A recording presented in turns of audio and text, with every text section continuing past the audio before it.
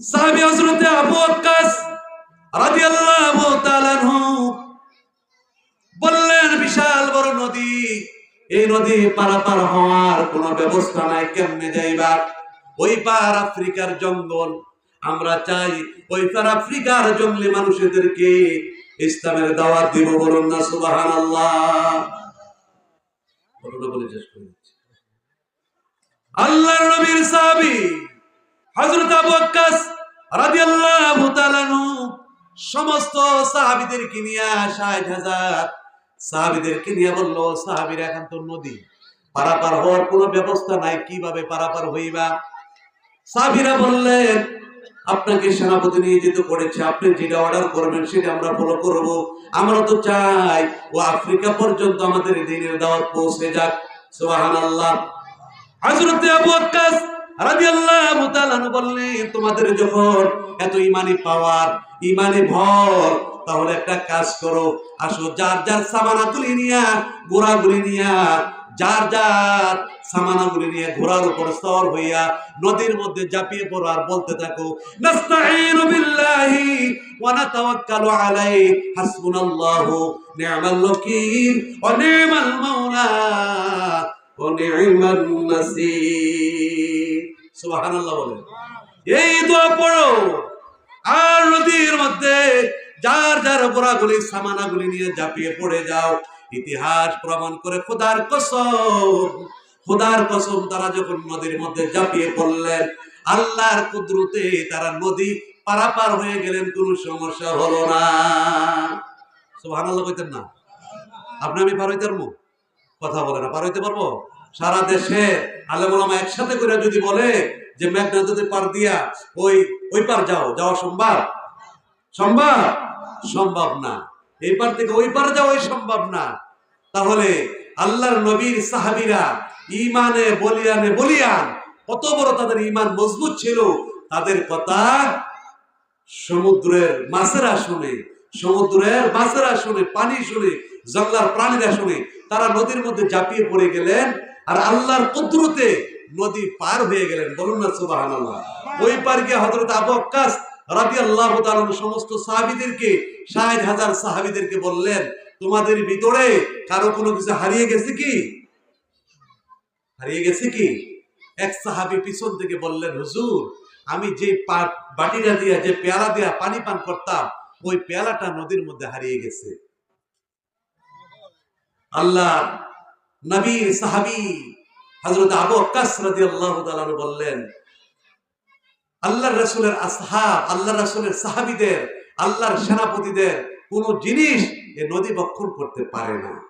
এই কথা যখন বললেন, হঠাৎ করে পিছন থেকে আওয়াজ আসলো।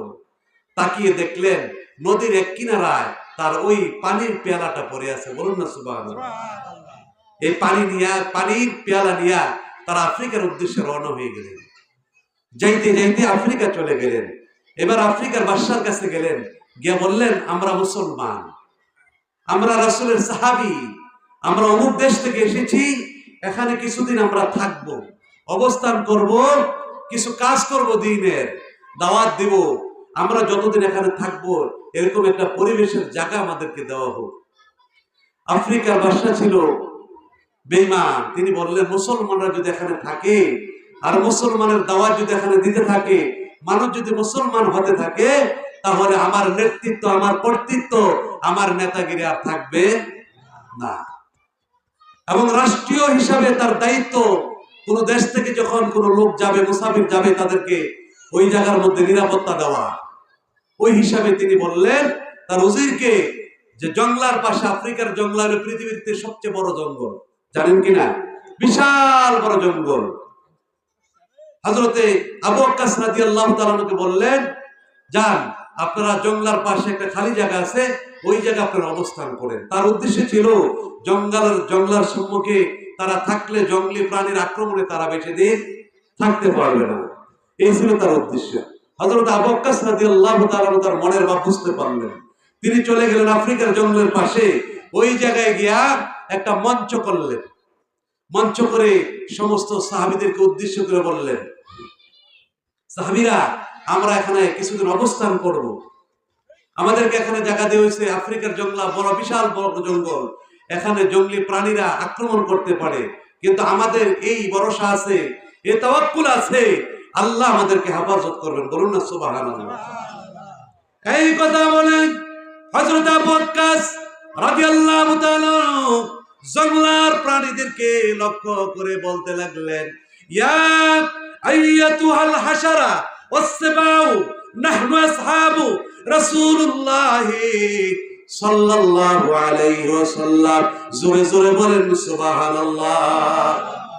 হযরত আবু ওয়াক্কাস রাদিয়াল্লাহু তাআলা বললেন, রে জঙ্গলের প্রাণীরা, আমরা রাসূলের আসহাব, রাসূলের সাহাবী, আমরা এমক দেশ থেকে এখানে এসেছি, কিছুদিন অবস্থান করব, ইসলামের দাওয়াত দিব, কলেমার দাওয়াত দিব, মানুষকে ইসলামের সুশীতল ছায়ার নিচে আসার জন্য আহ্বান করব। আমরা যতদিন এখানে অবস্থান করব ততদিনের জন্য এই জঙ্গল ছেড়ে তোমরা চলে যাও। এই কথা যখন বললেন তখন জঙ্গলি মানুষেরা একত্রিত হয়ে বলল, পাগলরা বলে কি? আরে পাগলরা বলে কি? জঙ্গলের প্রাণীরা কি মানুষের কথা শুনে? কথা বলে না, শুনে? এরা বলতেছিল, ধিক্কার করতেছিল, তিরস্কার করতে লাগলো যে জঙ্গলের প্রাণীরা আবার মানুষের কথা শুনে কেন? এখানে একটা কুকুর, আমি যদি বলে কুকুর যা, যাইবো? কথা বলে না, যাইবো? ছাগল দেব যে যা, যাবে? সাপের বললে, সাপ দেখলে তো আমরাই দৌড়াই, সাপে দৌড়াবে দৌড়াবে। কিন্তু তাদের ইমানি জজবা কত বড়, আল্লাহ তাদেরকে কেমন পাওয়ার দান করেছেন, তাদের মুখগুলি কত পবিত্র, যেহেতু তারা আখলিস দীনাকা ইয়াকফিকাল আমালুল কলিল, তাদের ইমানকে মজবুত করছে, খাঁটি করছে, এই জন্য আল্লাহর কাছে চাইতে দেরি হয়েছে, আল্লাহ কবুল করতে দেরি করেন নাই। যখন এই কথা বললো তখন জঙ্গলি মানুষেরা বলতে লাগলো, পাগলরা বলে কি?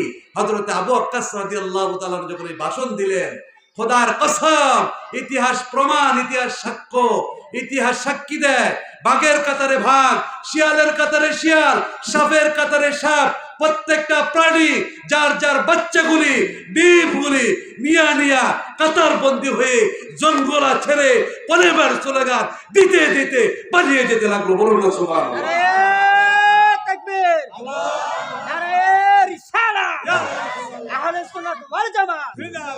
তাহলে বলেন, পালিয়ে যেতে লাগলাম। আর এই দৃশ্য দেখে আফ্রিকার জঙ্গলি মানুষেরা পাগল হয়ে গেল। আর এরা কারা রে? এরা কারা? এরা কারা? কোথায় থেকে এসেছে? সম্প্রদায় কারা? তখন বলতে লাগলো, আপনারা কারা? তারা বলল, আমরা হলাম মদিনা থেকে এসেছি, রাসূলের সাহাবী, আমাদের নবীর নাম হলো রাহমাতাল লিল আলামিন নবী, ওনার সাহাবী, আমরা এখানে ইসলামের দাওয়াত দিতে এসেছি। আমরা তো জীবনে জন্মের পরে এরকম কোন ঘটনা দেখি নাই, আজকে দেখলাম আপনারা তো সাধারণ মানুষ না।